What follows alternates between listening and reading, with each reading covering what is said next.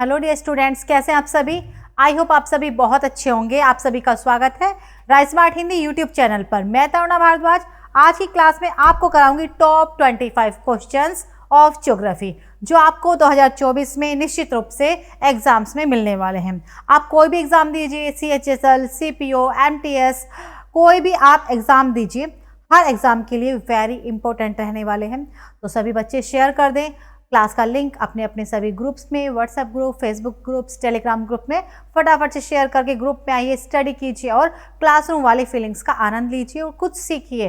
जैसे कि आप जानते हैं rise smart Hindi YouTube channel पर सुबह के 8 बजे से लगातार आपके सिलेक्शन के लिए क्लासेस मिलती हैं। तो टाइम वेस्ट बिल्कुल नहीं करना है, हर रोज पढ़ना है, रेगुलर पढ़ना है और पूरे मन से, अच्छे मन से पढ़ना है। तो आइए देखते हैं पहला क्वेश्चन।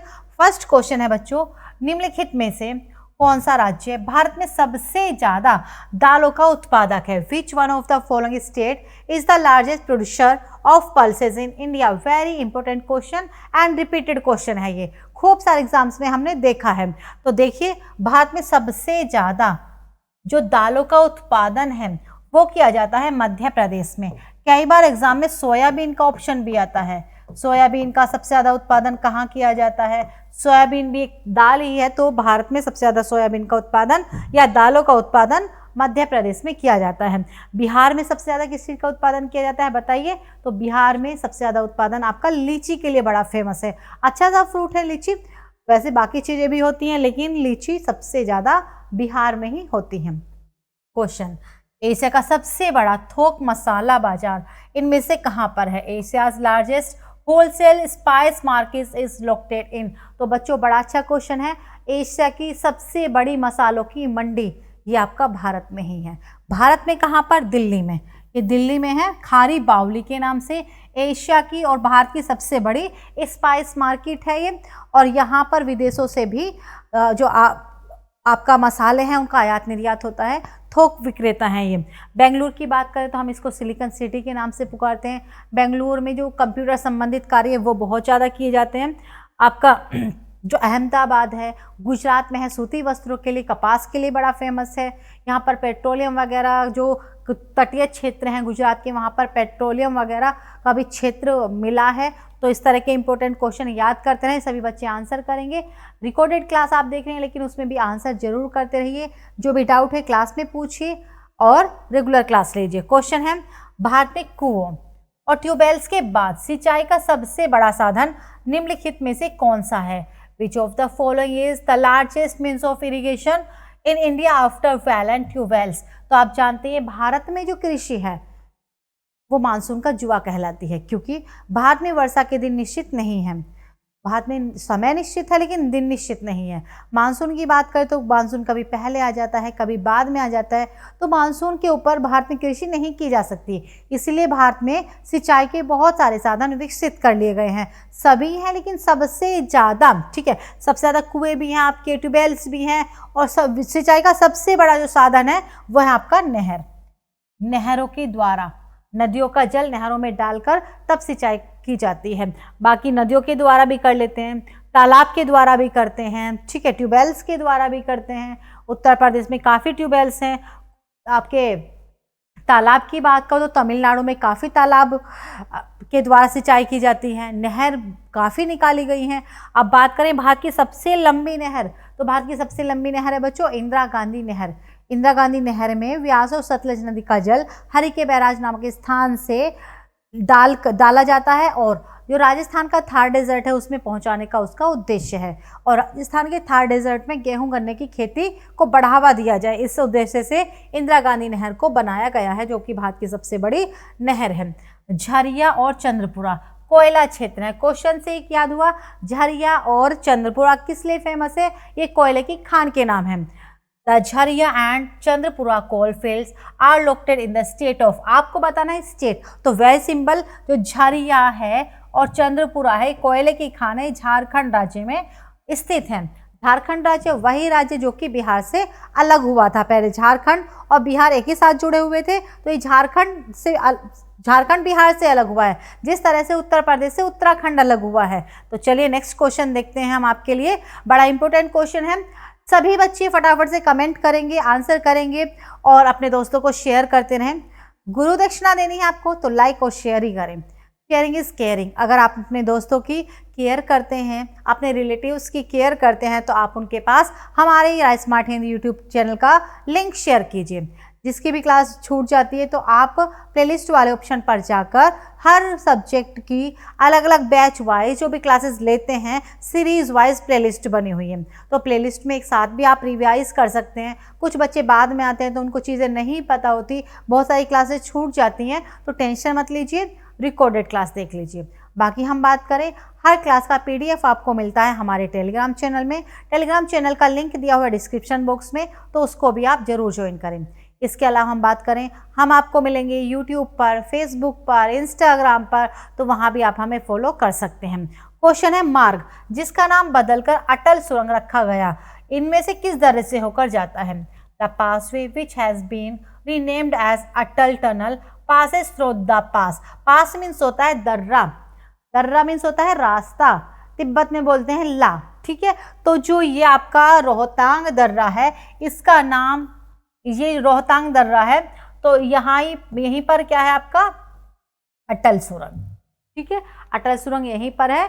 दर्रों के द्वारा एक स्थान से दूसरे स्थान पर जाते हैं, पर्वतीय रास्तों को हम दर्रा कहते हैं। क्वेश्चन, भारत का सबसे लंबा राष्ट्रीय राजमार्ग कौन सा है? Which is the longest national highway in India? तो बच्चों याद कर लीजिए, पहले सबसे लंबा राष्ट्रीय राजमार्ग था NH7, नेशनल हाईवे 7, लेकिन अब है आपका राष्ट्रीय राजमार्ग 44, सबसे लंबा, जो श्रीनगर से कन्याकुमारी को जोड़ता है। जिस भी देश का विकास करना है वहाँ पर सबसे पहले राजमार्गों का, सड़क मार्गों का, जितने भी परिवहन के साधन हैं उनका विकास करना पड़ेगा। राजमार्गों से, सड़क परिवहन से, मीन्स ऑफ ट्रांसपोर्ट से ही विकास के रास्ते होकर गुजरते हैं। जब तक कोई अपने इस जगह पर स्थिर है तो उसका विकास नहीं होता। विकास के लिए हमें निकलना पड़ेगा, विकास के लिए हमें चलना पड़ेगा, मेहनत करनी पड़ेगी। तो बच्चे आप मेहनत कीजिए, आप कर सकते हैं। क्वेश्चन है, परिवहन का सबसे सस्ता साधन कौन सा है? What is the cheapest mode of transport? बहुत सारे हैं, लैंडवेज है, एयरवेज है, रेलवेज है, बहुत सारे हैं, लेकिन एक ऐसा साधन परिवहन का जिसका दूरी बढ़ने पर किराया कम होता जाता है, तो वो है आपका जल मार्ग, वाटरवेज। जब हम शिप के द्वारा विदेशों से आयात निर्यात करते हैं तो सबसे सस्ता पड़ता है हमें वाटरवेज, ठीक है, समुद्री मार्ग, शिप के द्वारा। याद रखना, किसी भी तरह भी क्वेश्चन पूछ लेते हैं, सस्ता कौन है या ऐसा परिवहन का साधन जिसका दूरी बढ़ने पर किराया कम होता है, तो ऐसा है बच्चों आपका जल मार्ग, ठीक है। नेक्स्ट है आपका, बाकी सभी दूरी बढ़ेगी तो किराया बढ़ेगा, लेकिन यही है दूरी बढ़ेगी तो किराया कम होगा। क्वेश्चन, भारत का सबसे दक्षिणी बंदरगाह किस राज्य में स्थित है? In which state in the southernmost port of India located? तो भाई भारत का सबसे दक्षिणी बंदरगाह किस स्टेट में होगा? जो भारत का सबसे दक्षिणी राज्य होगा। वेरी सिंपल, तो भारत का सबसे दक्षिणी राज्य है तमिलनाडु। भारत का सबसे दक्षिणी राज्य है तमिलनाडु, तो तमिलनाडु में ही भारत का सबसे दक्षिणतम बंदरगाह तूतीकोरिन है, ठीक है। हम बात करें भारत का सबसे उत्तरी राज्य कौन सा है, तो जम्मू कश्मीर, जो अब 2 यूटी में है, जम्मू और लद्दाख में। भारत का सबसे पूर्वी राज्य कौन सा है आपका? अरुणाचल। सबसे पश्चिमी राज्य कौन सा है? किबिथु। तो भारत के नॉर्थ में कौन सा है, साउथ में कौन सा है, ईस्ट में कौन सा है, वेस्ट में कौन सा है? मीन्स कहने का तात्पर्य ये है कि आप सभी जितने भी भारत के स्टेट हैं उनकी लोकेशन याद कर लीजिए, वो किस डायरेक्शन में पड़ते हैं, क्योंकि जब आपके दिमाग में लोकेशन सेट हो जाएंगी तो 50% ज्योग्राफी तो इजीली आपको याद ही हो जाएगी। क्वेश्चन, राष्ट्रीय राजमार्ग संख्या 2 किस नदी पर स्थित है? National waterways number 2 is located on which river? होता क्या है, जब हम भारत में विदेशों से व्यापार करते हैं तो हम शिप के द्वारा करते हैं, वाटरवेज के द्वारा करते हैं, लेकिन भारत में हम आंतरिक एक राज्य से दूसरे राज्य में जब व्यापार करते हैं तो रेल मार्ग के द्वारा सड़क मार्गों का हम प्रयोग करते हैं। लेकिन भारत में अब जो भारत की नदियां हैं उनको भी व्यापार के लिए प्रयोग किया जा रहा है। भारत का प्रथम आंतरिक राष्ट्रीय जलमार्ग है गंगा नदी पर। गंगा नदी का जल प्रयागराज से हल्दिया तक प्रथम राष्ट्रीय जलमार्ग घोषित किया गया, लेकिन सेकंड जो है वो है आपका ब्रह्मपुत्र नदी पर। ब्रह्मपुत्र नदी पर सदिया से धुबरी तक जो जल है उसमें हम व्यापार कर सकते हैं, व्यापार के लिए उसको तैयार किया जा रहा है। तो तो ये बड़ा इंपॉर्टेंट क्वेश्चन है। कौन सी सड़क कहाँ से जाती है, कौन सा राजमार्ग कहाँ से कहाँ तक जाता है, लंबाई कितनी है, प्रथम कौन सा है, सेकंड कौन सा है, किस नदी पर है, ठीक है। तो ये आप बड़ा अच्छे से याद कर लें, यहाँ से बहुत सारे क्वेश्चन आते हैं। निम्नलिखित में से कौन सा ऊर्जा का व्यावसायिक स्रोत नहीं है? Which of the following is not a commercial source of energy. हम ऊर्जा के स्रोत के रूप में बहुत सारे साधनों का प्रयोग करते हैं, लेकिन एक बड़े स्तर पर इनमें से कौन सा व्यावसायिक स्तर पर ऊर्जा का स्रोत नहीं है? वैसे तो सभी हैं, लेकिन लकड़ी जो है वो व्यापारिक स्तर पर प्रयोग नहीं होती। हाँ, लकड़ी से बनने वाले कोयले को हम प्रयोग करते हैं बड़े स्तर पर। लकड़ी का प्रयोग हम घरेलू कार्य में कर सकते हैं, लेकिन जो कोयला है, कोयले का प्रयोग हम बड़े बड़ी इंडस्ट्रीज में भी प्रयोग करते हैं। तो आंसर आ जाएगा आपका डी। समझ आ रहा है सभी को? फटाफट से कमेंट करके बताइए। जो बच्चे रिकॉर्डेड क्लास देखेंगे वो भी कमेंट कर बताइए क्लास आपको कैसी लगती है, क्वेश्चन आप कर पा रहे नहीं कर पा रहे, क्या इशूज़ हैं आपके, क्यों नहीं कर पा रहे हो, आप डाउट क्या है पूछिए, प्रॉब्लम क्या है अपनी शेयर कीजिए। चलिए, क्वेश्चन है, भारत और एशिया का पहला डॉल्फिन अनुसंधान केंद्र कहाँ पर स्थापित किया जा रहा है? इंडिया का तो है ही, लेकिन साथ ही साथ Asia's first dolphin research centre to be set up in, तो याद कर लीजिए बेटा, वो है आपका पटना। पटना में भारत और पूरे एशिया का सबसे बड़ा डॉल्फिन अनुसंधान केंद्र स्थापित किया जा रहा है।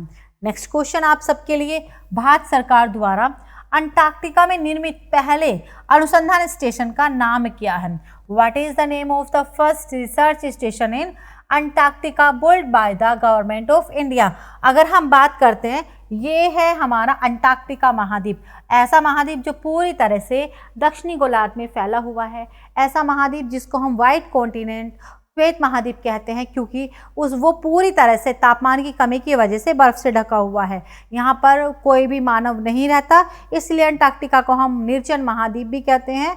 और यहाँ पर क्या करते हैं, यहाँ पूरी पृथ्वी के जो वैज्ञानिक हैं वो यहाँ पर जाते हैं और वैज्ञानिक से रिलेटेड अपने कार्य करके वापस आ जाते हैं, इसीलिए इसको हम विज्ञान के लिए समर्पित महाद्वीप भी कहते हैं। और इसी पर भारत के रिसर्च सेंटर भी हैं।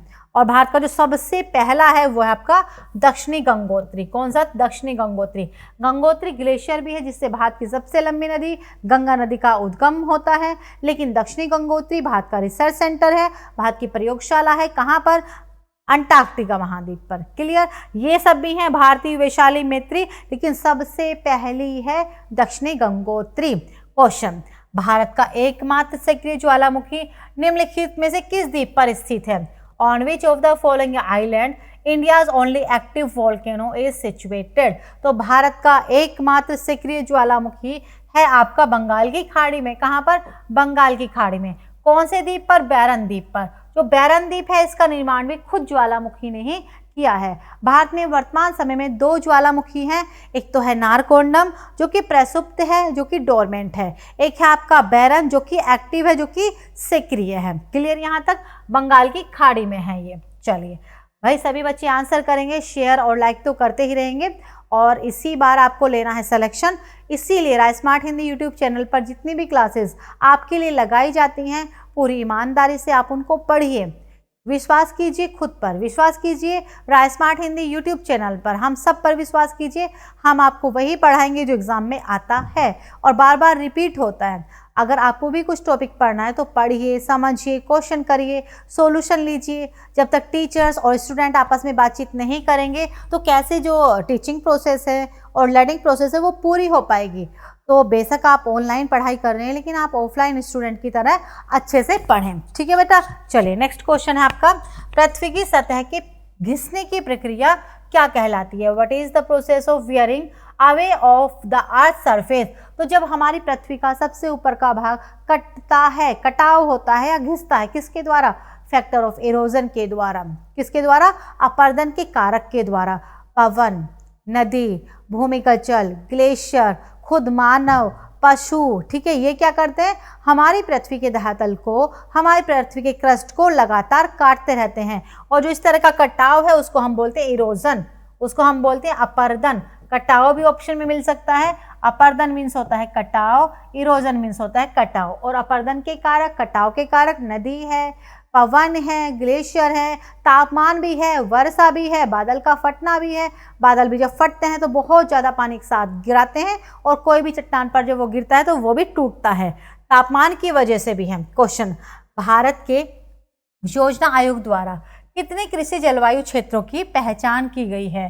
How many agro climatic zones are characterised by planning commission of India? तो देखिए, जो कृषि होती है, कृषि को प्रभावित करने वाले कारक बहुत सारे होते हैं। मृदा भी होती है, सोइल भी होती है, क्लाइमेट भी होती है, और आपका भारत तो मानसून का जुआ है, वर्षा भी होती है। तीसरा आपका जो भारत सरकार की नीति है वो भी होती है, किसान की अपनी इच्छाएं भी होती हैं। तो बहुत सारे कारक होते हैं जो कृषि को प्रभावित करते हैं। इसी के उद्देश्य से क्या हुआ, भारत में जो कृषि आयोग है उसने पूरे भारत को 15 कृषि क्षेत्रों में बांटा है या पहचान की है, क्योंकि हर क्षेत्र की भारत में मिट्टी एक जैसी नहीं है, जलवायु एक जैसी नहीं है, पानी की मात्रा एक जैसी नहीं है, ऊंचाई नीचाई एक जैसी नहीं है। तो सब कुछ प्रभावित करते हैं कृषि में, उत्पादकता में। तो इसी के आधार पर हमने क्या कर दिया, भारत को 15 बड़े कृषि जलवायु क्षेत्रों में विभाजित किया। इंपॉर्टेंट क्वेश्चन है ये भी। क्वेश्चन नेक्स्ट है आपका, भारत की भौतिक विशेषताओं की दृष्टि से कयाल क्या है?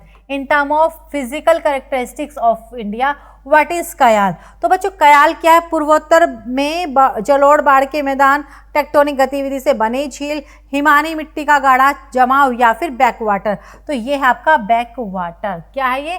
कयाल। जो बैक वाटर होता है उसको हम लेगून भी बोलते हैं या अनूप भी बोलते हैं। ऐसा जल जो समुद्र के पानी से अलग होकर स्थल खंड के अंदर प्रवेश करता है उसको लेगून झील या अनूप झील कही जाती है। इसको हम बैक वाटर भी बोलते हैं।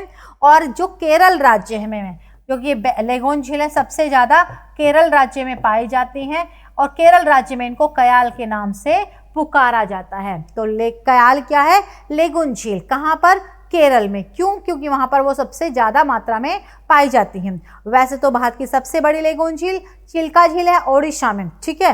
पुलिकट झील है आपकी तमिलनाडु और आंध्र प्रदेश की सीमा पर। कोलेरू झील है आंध्र प्रदेश में। केरल राज्य में है वेमनाड, अष्टमुडी। तो ये सब बैक वाटर झील हैं। ये सब कैसी झीलें हैं?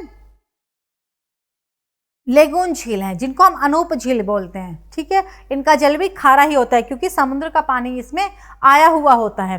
विश्व का सबसे ऊंचा सैन्य अड्डा किस देश में स्थित है? In which country is the world's highest military base located? तो प्यारे बच्चों, भारत का जो ये हिस्सा है, भारत का ये कौन सा हिस्सा है? ये देखिए, ये हिस्सा है POK, पाक ऑक्युपाइड कश्मीर। भारत का हिस्सा है लेकिन पाकिस्तान ने इस पर कब्जा किया हुआ है। तो यहाँ पर क्या होता है, भारत और पाकिस्तान के सैनिक लड़ाई करते हैं। तो ये जो है ना सियाचिन ग्लेशियर ही विश्व का सबसे अधिक ऊंचा स्थित युद्ध स्थल भी है। हाईएस्ट वॉर प्लेस है आपका सियाचिन हिमनद। सियाचिन हिमनद पर भारत और पाकिस्तान के सैनिक युद्ध करते हैं इतनी ठंड में हम सबको बचाने के लिए। तो ये हाईएस्ट वॉर प्लेस है, मिलिट्री बेस है। क्वेश्चन नेक्स्ट है आपके लिए, निम्नलिखित में से कौन सा अलकनंदा और मंदाकिनी का संगम है?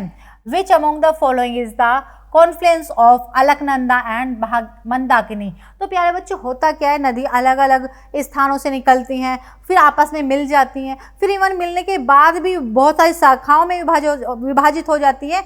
तो नदियों का जो विस्तार है वो बहुत ही विचित्र है, बड़ा अच्छा लगता है देखने पर। कुछ नदियाँ मिलकर एक नदी बनाती हैं, कहीं एक नदी से बहुत सारी नदियाँ, बहुत सारी शाखाएं निकल जाती हैं। तो इसी तरह से आपका जो अलकनंदा और मंदाकिनी है, दो अलग अलग नदियां हैं, ये आपस में रुद्रप्रयाग में मिल जाती हैं। इसके बाद अलकनंदा और भागीरथी देवप्रयाग में आपस में मिल जाती हैं।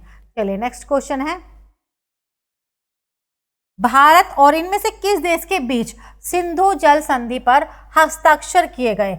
The Indus water treaty was signed by between India and which country? तो देखिए, भारत और पाकिस्तान के बीच में सिंधु समझौता हुआ। कब हुआ? 1960 में हुआ। किसने कराया? विश्व बैंक ने कराया था। किसने करवाया था? विश्व बैंक ने 1960 में सिंधु जल समझौता करवाया। क्यों करवाया? क्योंकि जो सिंधु नदी है वो कहाँ से निकलती है? तिब्बत पठार से निकलती है, चाइना से निकलती है, भारत में प्रवेश करती है, भारत में प्रवेश करने के बाद पाकिस्तान में एंट्री करती है, उसके बाद अरब सागर में ये गिर जाती है। तो ये नदी भारत और पाकिस्तान के बीच में विवादित थी, डिस्प्यूटेड थी। अब क्या हुआ? सिंधु नदी है एक, और सिंधु की 5 मेन ट्रिब्यूटरीज हैं, सिंधु, झेलम, चिनाब, रावी, व्यास और सतलज। तो कितनी रिवर हो गई आपकी? 6 रिवर हो गई। तो उसमें से क्या हुआ? जो सिंधु, झेलम और चिनाब को पाकिस्तान के अधिकार में दे दिया, रावी, व्यास और सतलज को भारत के अधिकार में दे दिया। तो सिंधु समझौता भारत और पाकिस्तान के बीच में हुआ था। नेक्स्ट क्वेश्चन आपके लिए है, बच्चे फटाफट से कमेंट जरूर करेंगे, समझते रहेंगे, और चैट बॉक्स आपका रुकना नहीं चाहिए बिल्कुल भी, ठीक है। डिस्कस किया करो, खुद टीचर से पूछा करो। अब अभी आप स्टूडेंट हैं, अगर अपना टाइम यूटिलाइज नहीं करोगे, आप हेजिटेशन फील करोगे पूछने में क्वेश्चंस या डाउट क्लियर करने में, तो चीज़ें अच्छी नहीं होंगी। फिर अभी स्टूडेंट हो, शर्माने की, घबराने की, हेजिटेशन फील करने की कोई ज़रूरत नहीं है आपको। खूब पूछिए क्वेश्चन, हर सब्जेक्ट में पूछिए। Rise smart Hindi YouTube channel के हर टीचर आपको पढ़ाने के लिए तत्पर हैं।